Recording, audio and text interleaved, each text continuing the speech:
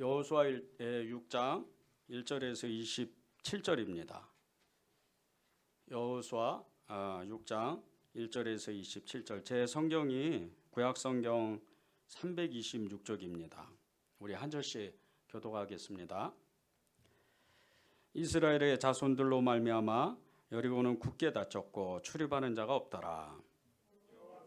여호수아에게 이르시되 보라 내가 여리고와 그 왕과 용사들을 네 손에 넘겨주었으니 너희 모든 군사는 그 성을 둘러 성 주위를 매일 한 번씩 돌되 엿새 동안을 그리하라.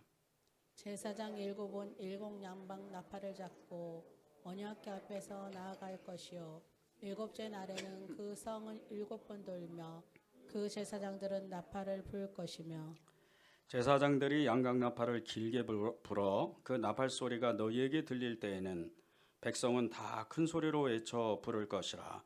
그리하면 그 성벽이 무너져 내리리니 백성은 각기 앞으로 올라갈지니라 하시매.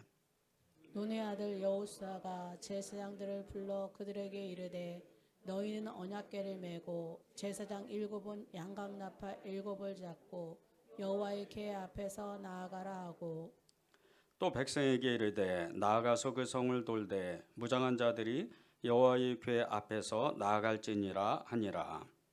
여호수아가 백성에게 이르기를 마침에 제사장 일곱은 양각 나팔 일곱을 잡고 여호와 앞에서 나아가며 나팔을 불고 여호와의 언약궤는 그 뒤를 따르며 그 무장한 자들은 나팔 부는 제사장들 앞에서 행진하며 후군은 궤 뒤를 따르고 제사장들은 나팔을 불며 행진하더라.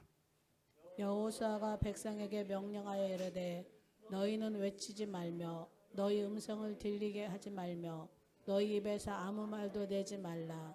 그리하다가 내가 너희에게 명령하여 외치라 하는 날에 외칠지니라 하고 여호와의 궤가 그 성을 한 번 돌게 하고 그들이 진영으로 돌아와서 진영에서 자니라.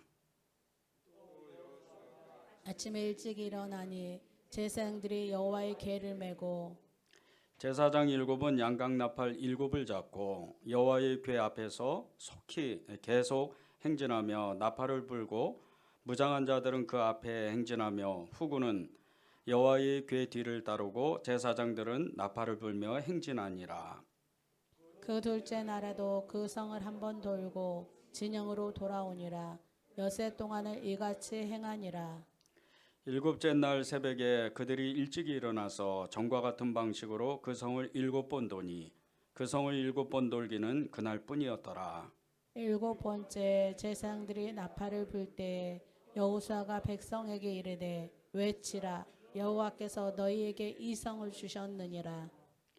이 성과 그 가운데 있는 모든 것은 여호와께 온전히 바치되 기생 라합과 그 집에 동거하는 자는 모두 살려주라. 이는 우리가 보낸 사자들을 그가 숨겨주었음이니라. 너희는 온전히 바치고 그 바친 것 중에서 어떤 것이든지 취하여 너희가 이스라엘 진영으로 바치는 것이 되게 하여 고통을 당하게 되지 아니하도록 오직 너희는 그 바친 물건을 손에 은금과 동철 기구들은 다 여호와께 구별된 것이니 그것을 여호와의 곳간에 드릴지니라 하니라. 이에 백성은 외치고 제사장들은 나팔을 불매 백성이 나팔 소리를 들을 때에 콕 외치니 성벽이 무너져 내린지라. 백성이 각기 앞으로 나아가 그 성에 들어가서 그 성을 점령하고 그 성 안에 있는 모든 것을 온전히 바치되 남녀노소와 소와 양과 나귀를 칼날로 멸하니라. 여호수아가 그 땅을 정탐한 두 사람에게 이르되 그 기생의 집에 들어가서 너희가 그 여인에게 맹세한 대로 그와 그에게 속한 모든 것을 이끌어내라 하매 정탐한 젊은이들이 들어가서 라합과 그의 부모와 그의 형제와 그에게 속한 모든 것을 이끌어내고 또 그의 친족도 다 이끌어내어 그들을 이스라엘의 진영 밖에 두고 우리가 그 성과 그 가운데에 있는 모든 것을 불로 사르고 은금과 동철 기구는 여호와의 집 곳간에 두었더라. 여호수아가 기생 라합과 그의 아버지의 이 가족과 그에게 그에 속한 모든 것을 살렸으므로 그가 오늘까지 이스라엘 중에 거주하였으니 이는 여호수아가 여리고를 정탐하려고 보낸 사자들을 숨겼음이었더라. 맹세하여 이르되 누구든지 일어나서 이 여리고 성을 건축하는 자는 여호와 앞에서 저주를 받을 것이라. 그 기초를 쌓을 때 그의 맏아들을 잃을 것이요 그 문을 세울 때 그의 막내 아들을 잃으리라 하였더라. 함께 읽겠습니다. 여호와께서 여호와께서 여호수아와 함께 함께 하시니 계시니 여호수아의 여호수아의 소문이 소문이 그 그 온 온 땅에 땅에 퍼지니라. 퍼지니라. 아멘. 아멘. 하나님의 말씀입니다. 오늘 여러분이 하나님께 정말 하나님의 뜻과 말씀에 순종해서 말할 수도 없는 하나님의 기쁨을 누리는 그런 날이 되시기를 정말 바랍니다. 하나님께서 오늘 여러분에게 큰 기쁨을 주시고 하나님의 그 말씀이 어떠한지 또 하나님의 뜻이 무엇인지 오늘 알게 하실 겁니다. 오늘 말씀 아주 사실은 간단합니다. 1절부터 27절까지 모든 말씀은 하나님의 말씀에 순종했더니 하나님이 기적과 같은 일을 만들어 주셨더라. 그 얘기입니다. 하나님께서 정말 이 이스라엘 백성들을 얼마나 사랑하시는지, 이스라엘 백성들을 정말 어떻게 축복하고 싶으셔서 어쩔 줄 모르시고 정말 말도 안 되는 그런 일을 만드셔서 일부러 하나님만 하실 수 있는 일들을 만들어서 이스라엘 백성들을 축복합니다. 하나님이 오늘 이스라엘 백성들에게 정말 뜬금없는 아주 정말 이렇게 우리의 상식으로는 사람의 이 상식으로는 이해할 수 없는 이 명령을 이스라엘 백성들에게 합니다. 그것이 2절에서 5절 그리고 10절에 이렇게 나옵니다. 제가 읽겠습니다. 여호와께서 여호수아에게 이르시되 보라 내가 여리고와 그 왕과 용사들을 내 손에 넘겨주었으니 너희 모든 군사는 그 성을 둘러 성 주위를 매일 한 번씩 돌되 엿새 동안을 그리하라. 제사장 7은 7 양각 나팔을 잡고 언약궤 앞에서 나아갈 것이요 7째 날에는 그 성을 7번 돌며 그 제사장들은 나팔을 불 것이며 제사장들이 양각 나팔을 길게 불어 그 나팔 소리가 너희에게 들릴 때에는 백성은 다 큰 소리로 외쳐 부를 것이라. 그리하면 그 성벽이 무너져 내리리니 백성은 각기 앞으로 올라갈지니라 하시매. 10절입니다. 여호수아가 백성에게 명령하여 이르되 너희는 외치지 말며 너희 음성을 들리게 하지 말며 너희 입에서 아무 말도 내지 말라. 그리하다가 내가 너희에게 명령하여 외치라 하는 날에 외칠지니라 하고. 여리고 성을 앞두고 하나님께서 이스라엘 백성들에게 200만 명이 넘는 이 이스라엘 백성들에게 명령을 하시는데 어떤 무기를 엄청난 무기를 가지고 아니면 뭐 대전차를 가지고 뭐 수많은 말들과 병거들을 가지고 이 여리고 성을 공격하라고 명령하신 게 아니고 갑자기 그냥 성을 한 바퀴 매일 6일 동안 엿새 동안 돌으라는 겁니다. 그리고 맨 마지막 날 7일째는 7번 돌고 그 모든 일을 마치고 나서 큰 소리로 외치라는 겁니다. 그러면 성이 무너진다고. 근데 이거는 있을 수가 없는 일입니다. 고대 이 여리고 성은 가장 견고한 성이었습니다. 성벽이 얼마나 두꺼웠는지 도저히 어떤 무기로든지 어떤 정말 강한 군사가 공격을 해도 무너지지 않는 성이었습니다. 그런 이 여리고 성을 그냥 돌기만 하면 무너진다는 거예요. 우리의 상식으로는 이스라엘 백성들의 이 상식으로는 이게 무슨 일이지? 하나님이 왜 이렇게 말씀하시지? 하나님이 도대체 무슨 뜻으로 이렇게 명령을 하시는 거지? 이럴 정도로 너무나 많은 의심과 그리고 이렇게 해서 정말 이 성이 무너질 수 있을까? 이 여리고를 점령할 수 있을까? 그런 많은 의심을 낳는 명령을 하시는 겁니다.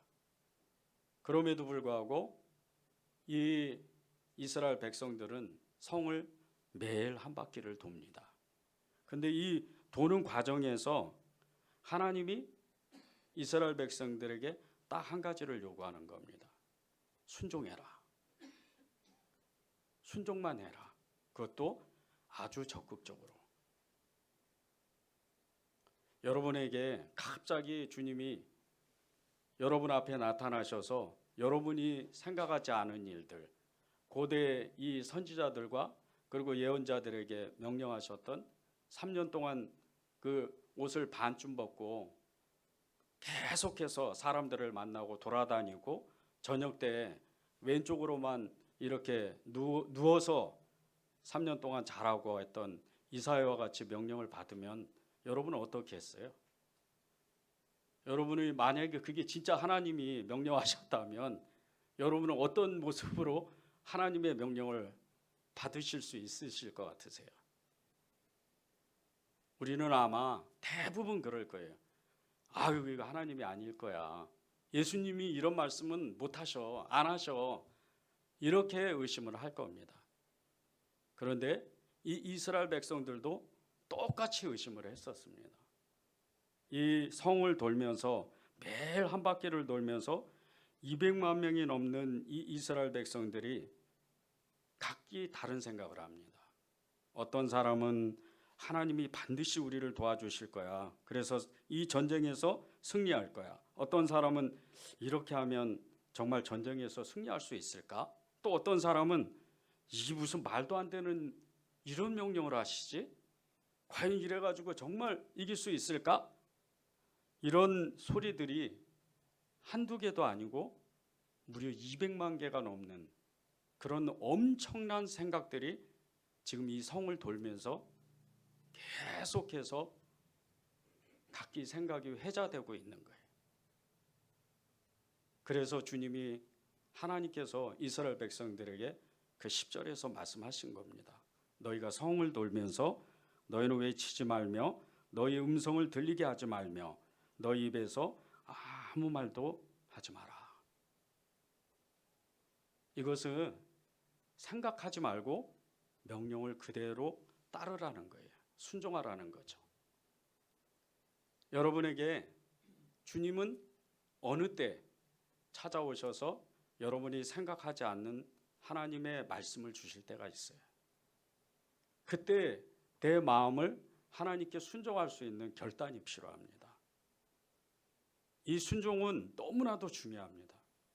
여러분이 믿음 생활하면서 신앙생활하면서 이 순종을 통해서 여러분의 믿음이 엄청나게 자라기 때문이에요.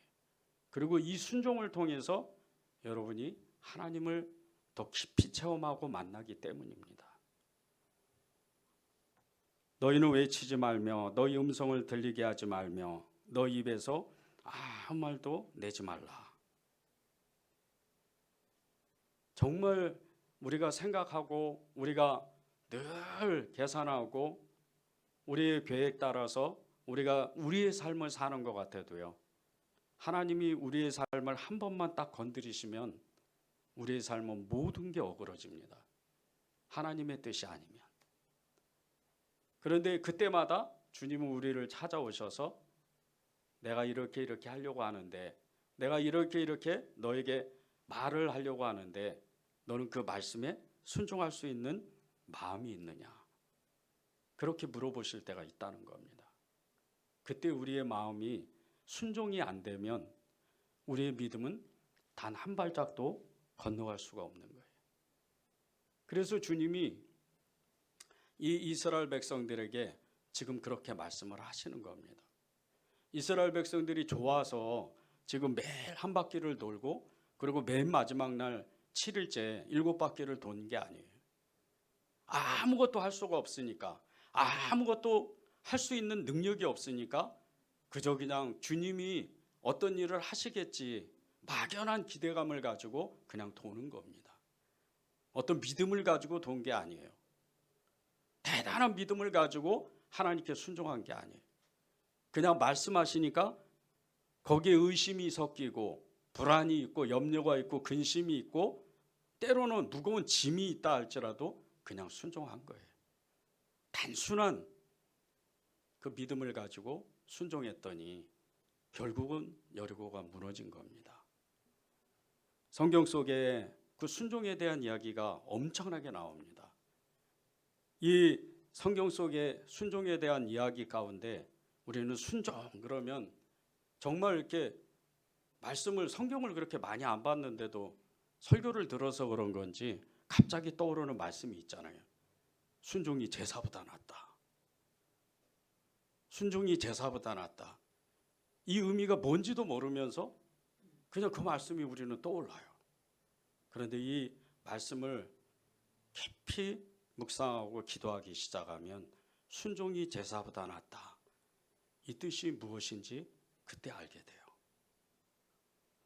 염려와 근심, 두려움을 하나님께 맡기라는 거예요. 우리의 그 믿음 없는 것을 하나님께 맡기라는 겁니다.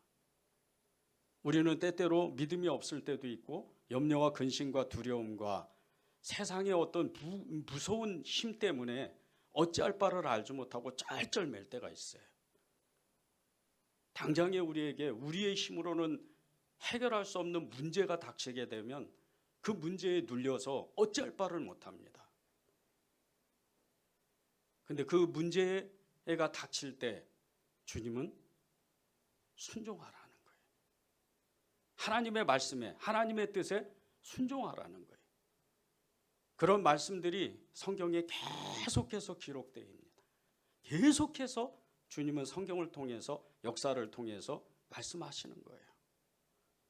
거기에 우리가 빨리 깨닫고 하나님의 말씀에 순종하기 시작하면 하나님의 엄청난 기적을, 하나님의 엄청난 믿음을, 하나님의 엄청난 그 만남에 체험을 하게 되는 거예요.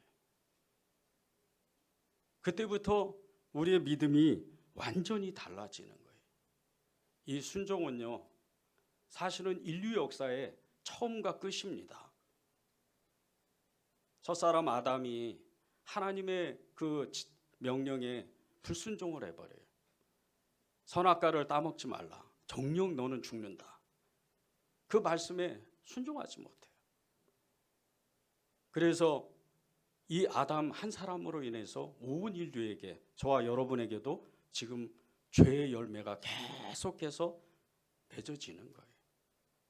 불안과 염려, 근심, 두려움, 끊임없이 그 공포 가운데, 삶의 두려움 가운데에서 어찌할 바를 알지 못하고 짤쩔매는 거예요. 그런데 이것을, 이 불순종을 해결하신 분이 예수님이십니다. 예수님의 순종은 그냥 순종이 아니에요.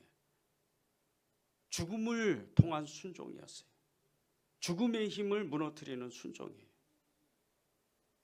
아담이 불순종해서 죄가 들어오고 예수님이 하나님의 그 죽음의 순종함으로 모든 죄를 청산해요.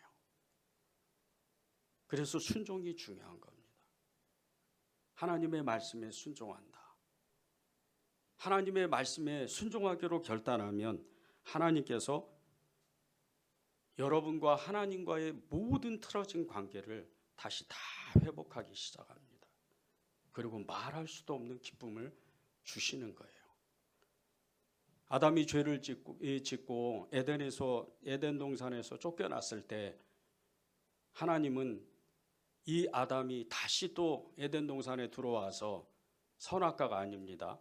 생명나무예요. 이 생명나무를 따먹을까 봐 이 에덴 동산 주변에다가 불칼을 둬요. 그리고 하나님의 엄청난 이 천군 천사인 그룹들을 거기다 두는 거예요. 경비병처럼. 거기는 못 들어가요. 죄를 지었기 때문에. 그런데 예수님이 십자가에서 그 모든 것을 죽음의 순종을 통해서 해결하신 거예요. 그 에덴의 불칼과 그 그룹들을 완전히 걷어내셔요. 그래서 예수님이 돌아가실 때, 십자가에서 죽으실 때 성전의 휘장이 찢어지는 거예요.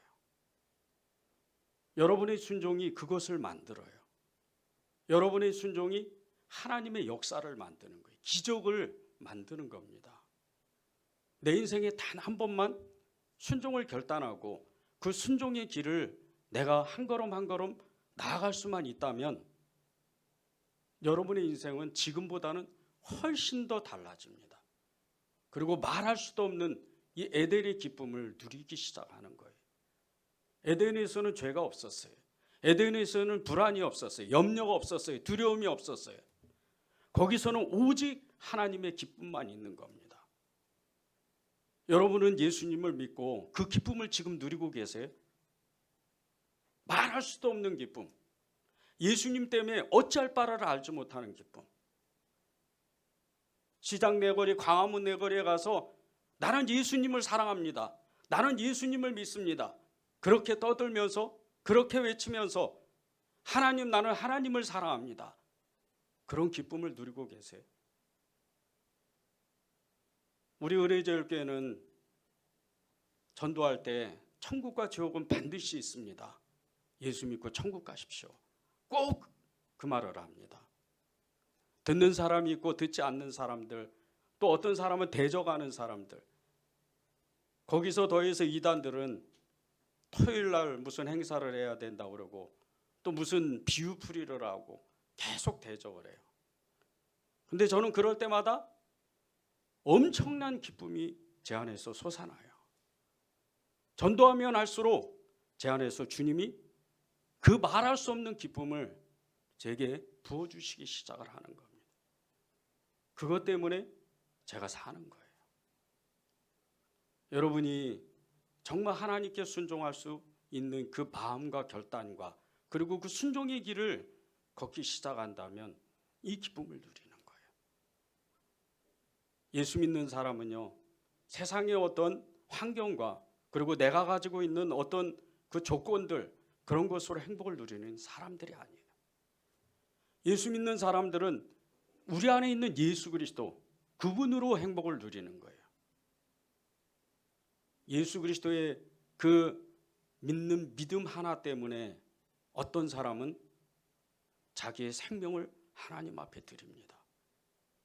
여기 북쪽으로 30km만 올라가면요, 지금 그 땅에 2,700만이나 되는 이 북한 주민들 가운데 50만 명이 가까이 되는 죽음을 불사하는 그리스도인들이 있어요.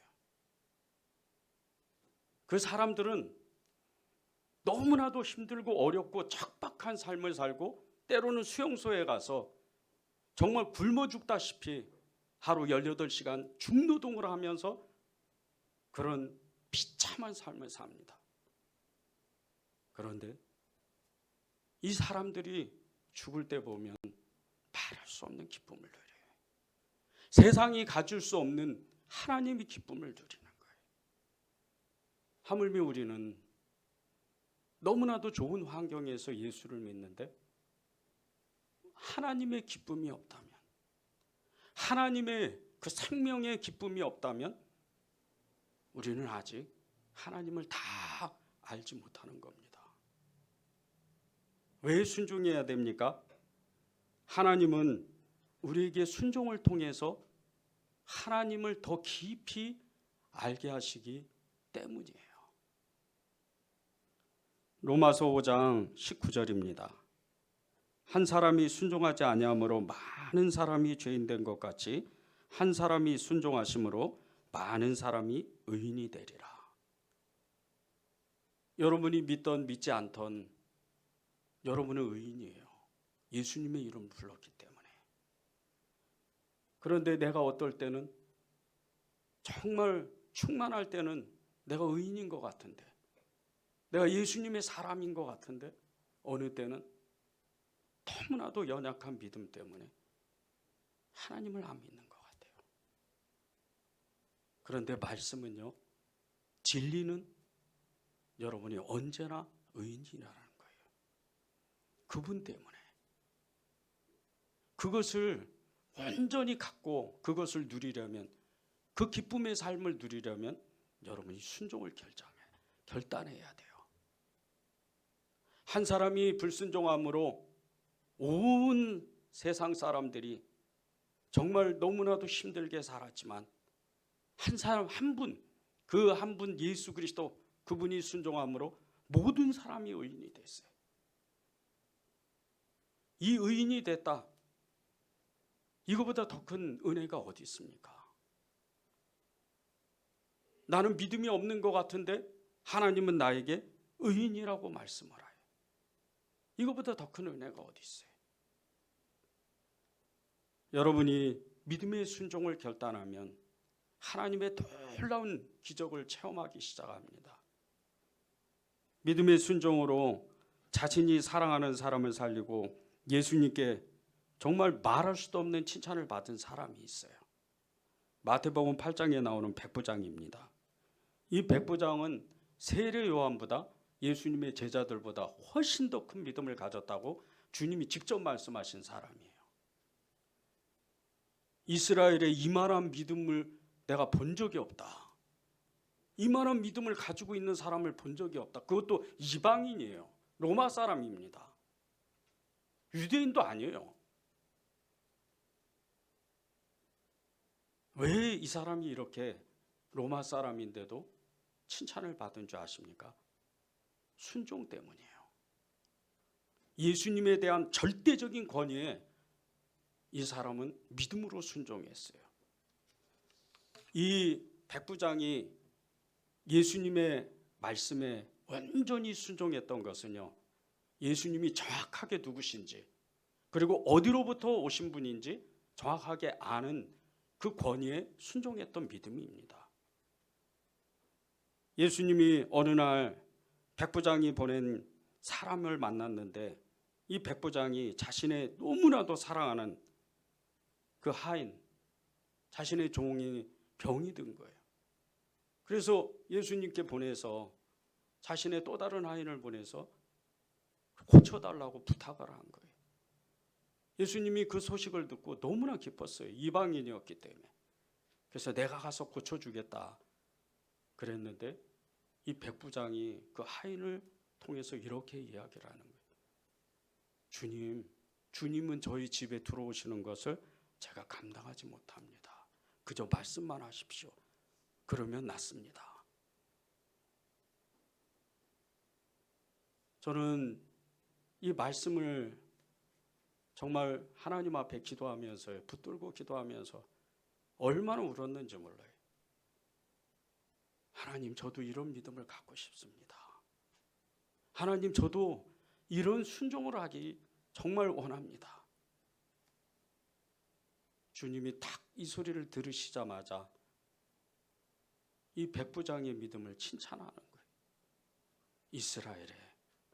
이스라엘의 모든 사람들보다 이 사람의 믿음이 가장 큰 믿음이다. 세례 요한이 어떤 사람입니까? 평생토록 거적대기 하나 걸치고 죽을 날까지 하나님을 믿었던, 하나님께 충성했던 사람이에요. 제자들 어떤 사람이에요? 평생의 삶을 예수님께 드렸던 사람들이에요. 그러나 이 모든 사람들을 다 믿음을 합해도요, 이 백부장의 믿음보다 크지가 않았어요. 이 백부장의 믿음은 보지 않고 믿는 믿음이에요. 하나님의 권위, 예수 그리스도의 권위가 어떤 권위인지를 알고 절대적으로 순종했던 믿음이었어요.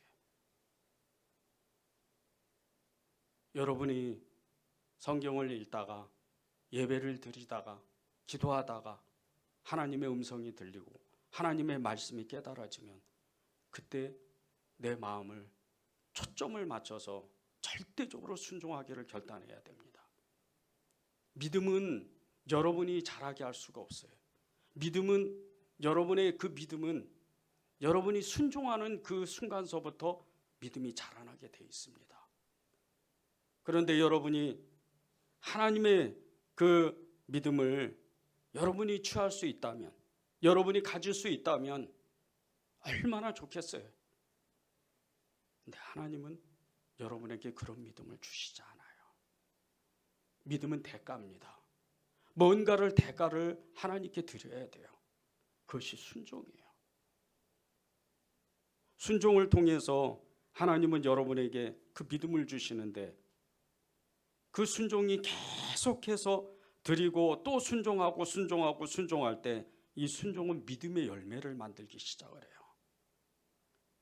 근데 이 믿음의 열매들이 여러분의 삶을 엄청나게 기쁨의 사람으로 만들기 시작합니다. 그로 인해서 여러분의 가정이 살고 여러분의 이웃이 살고 여러분의 세상 사람들이 여러분을 통해서 살아나기 시작을 하는 거예요. 은혜제일교회에서 계속 노숙인 사역을 매주 주일 저녁마다 시작을 해요. 계속 진행하고 있어요. 그런데 그때마다 하나님이 제게 주신 마음이 아무런 말씀이 없는 거예요. 도대체 뭐지? 이게 무슨 내가 받은 사명도 아니고, 그렇다고 말씀을 받은 것도 아니고, 하나님이 전혀 제가 생각했던, 제가 계획했던 그런 방법이 아닌 전혀 엉뚱한 방법으로 이 사역을 시작해서 1년 벌써 4개월이 넘었어요. 그런데 올해 1월 1일부터 하나님은 일을 하기 시작하더라고요. 순종이 어떤 건지를, 순종의 그 믿음이 어떤 건지를 그때부터 나타내기 시작을 하는 거예요. 많은 노숙인들이 저를 보면 너무나도 반갑게 인사를 해요. 그분들을 만나면 왠지 모르게 제가 큰 기쁨을 누립니다. 특별히 뭘 잘해주는 것도 아니에요. 그저 컵라면 몇 개, 그리고 그 커피 몇 개를 갖다 주면서 그냥 이야기를 들어주는 거예요. 그런데 그 속에서 하나님의 사랑이, 하나님의 기쁨이 계속해서 열매가 나타나기 시작하는 거예요. 교회요, 사역, 삶, 그 모든 것은요 예수님 안에 있는 거예요. 저는 하나님께 그 순종을 결단했어요. 주님을 사랑하기로 결단했고, 주님을 따르기로 결단했고, 그 주님을 믿기로 결단했습니다. 그런데 처음에는 아무것도 이루어지지 않았지만 때가 되니까 하나님이 하나씩 하나씩 드러내기 시작을 하는 거예요. 제가 누리는 제 마음의 이 기쁨을 여러분에게 다 보여줄 수가 없으니까 정말 너무나 안타까운 거예요. 저는 예수님 생각합니다. 말할 수 없는 그 기쁨 때문에, 말할 수 없는 그분의 사랑 때문에 저는 어쩔 줄을 모릅니다. 목사가 강단에 서서 하나님의 말씀을 전하면서 절대 울면 안 된다, 절대 울면 안 된다. 근데 저는 이 강단에 있으면 그분의 사랑이 얼마나 큰지, 그분이 얼마나 위대하신지, 그분이 얼마나 생생하게 살아계시는지 그것이 너무나 뼈저리게 느껴지기 때문에 저는 눈물을 흘리는 거예요. 이게 예수님을 믿는 기쁨이에요. 작은 순종, 아주 작은 순종. 주님, 제가 주님을 믿겠습니다. 제가 주님을 사랑하기를 시작하겠습니다. 그 작은 순종 하나 때문에 세상을 이기는 거예요. 세상에 어떤 큰 권력을 갖고 많은 돈을 가지고 좋은 환경을 가지고 세상을 이기는 게 아닙니다. 왜 은혜제일교회가 이렇게 계속해서 이렇게 작은 교회가, 주변에도 많은 교회가 있는데, 큰 교회가 있는데 이 지역에서 소문이 나는 줄 아십니까? 먼저 예수님의 기쁨을 누리니까 그래요. 그 예수님의 기쁨, 예수님의 믿음, 그것을 누리니까 교회 안에서 서로를 뜨겁게 사랑하는 거예요. 교회가 부흥되는 게 어떤 건 줄 아십니까? 성도들이 사랑하는 거예요. 자기의 모든 것을 내놓는 거예요. 거짓이 없어지는 거예요. 그것이 부흥입니다. 그리고 교회의 울타리를 그때부터 넘어가기 시작하는 거예요. 그리고 세상이 변화되기 시작하는 거예요. 이게 주님에 대한 순종이에요. 성도는 계속해서 순종해야 그 믿음이 자라나는데, 야고보서 2장 2절에는 이렇게 이야기를 합니다. 세 번역으로 제가 읽겠습니다. 당신이 보는 대로 믿음이 그 행함과 같이 작용한 것입니다. 그러므로 행함으로 믿음이 완전하게 되었습니다. 우리의 작은 이 순종 행함, 이 행동을 통해서 우리의 믿음이 계속해서 자라난다는 거예요. 그 높이와 깊이와 넓이와 길이를 측량할 수 없는 하나님의 그 믿음, 하나님의 마음, 하나님의 그 세계, 하나님의 나라, 그 천국에 우리는 어느덧 가 있는 거예요. 우리의 마음이 왜 기쁜 줄 아세요? 우리의 마음이 왜 그렇게 벅차오르는 하나님의 감격을 누리는 줄 아십니까? 믿음이 부어지니까. 그 작은 순종 때문에 계속해서 믿음이 부어지니까 그분의 기쁨을 누리는 거예요. 한 사람의 그 순종, 어떤 조직에 대한, 국가에 대한 그 복종이 얼마나 많은 생명에게 희망을 주는지 모릅니다. 우크라이나의 러시아와의 전쟁이 계속되는 중에 얼마 전에 3월 첫째 주에요. 온라인에서 그 확산한 전쟁포로 그 처형 영상, 그것이 전 세계를 정말 떠들썩하게 만들었어요. 이 영상은 12초 분량의 영상이었는데 한 우크라이나의 병사가 숲속에서 비무장 상태로 담배 한 개피를 피우면서 그 담배를 피우고 난 후에 여러 발의 총성과 함께 죽었어요. 그런데 그가 담배를 피우고 나서 너무나 담대하게 우크라이나에게 영광을 이렇게 외친 거예요. 그리고 화면에는 나오지 않았지만 심한 욕설과 함께 총소리가 계속해서 울려나고 이 사람이 죽었어요. 이 영상을 본 우크라이나 군과 그리고 이 서방 국가들은 전쟁 포로를 총살한 이 장면, 잔인한 장면에 정말 이 러시아를 공격을 했어요.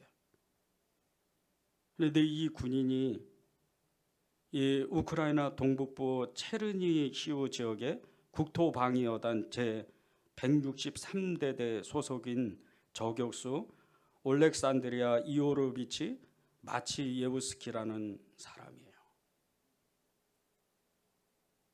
이 사람이 그날 이 총탄에 맞고 죽음으로 인해서 정말 이 우크라이나에 있는 국민들이 더욱더 하나가 되는 그 마음이 얼마나 단단하게 굳어졌는지, 정말 죽으면 죽으리라, 이 전쟁에서 이 세계에서 최대의 강대국인 러시아와의 전쟁을 끝까지 해내겠다.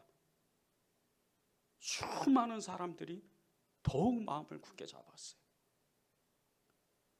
죽음으로 국가에 순종하고 복종했던 이 병사 한 사람 때문에 하물며 우리는요, 이 땅에 하나님이 보내신 사람들이에요.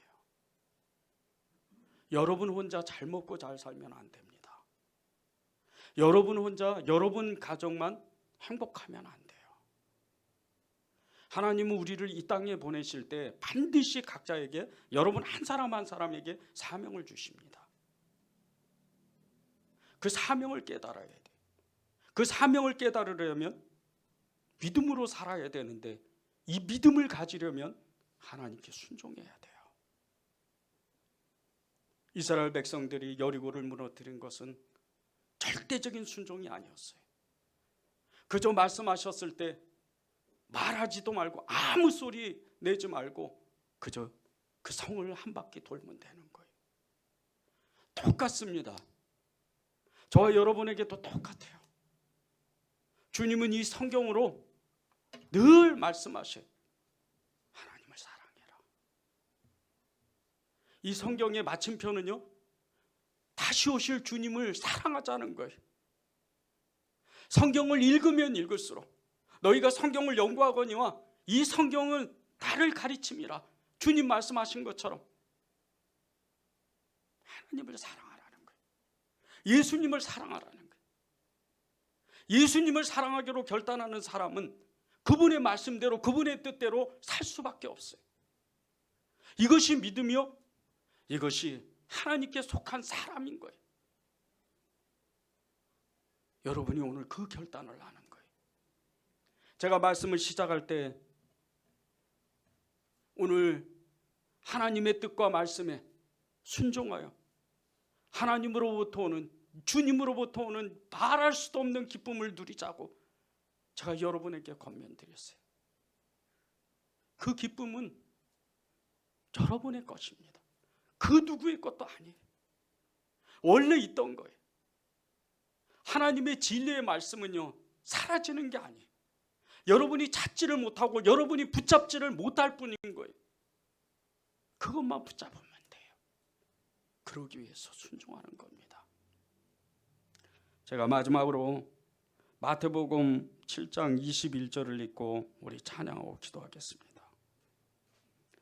나더러 주여 주여 하는 자마다 다 천국에 들어갈 것이 아니요 다만 하늘에 계신 내 아버지의 뜻대로 행하는 자라야 들어가리라. 하나님의 뜻, 그것은 어려운 게 아닙니다.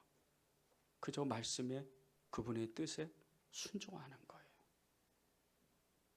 여러분의 평생에 하나님의 순종이 여러분의 큰 기쁨을 만드는 그런 축복을 받으시길 바랍니다.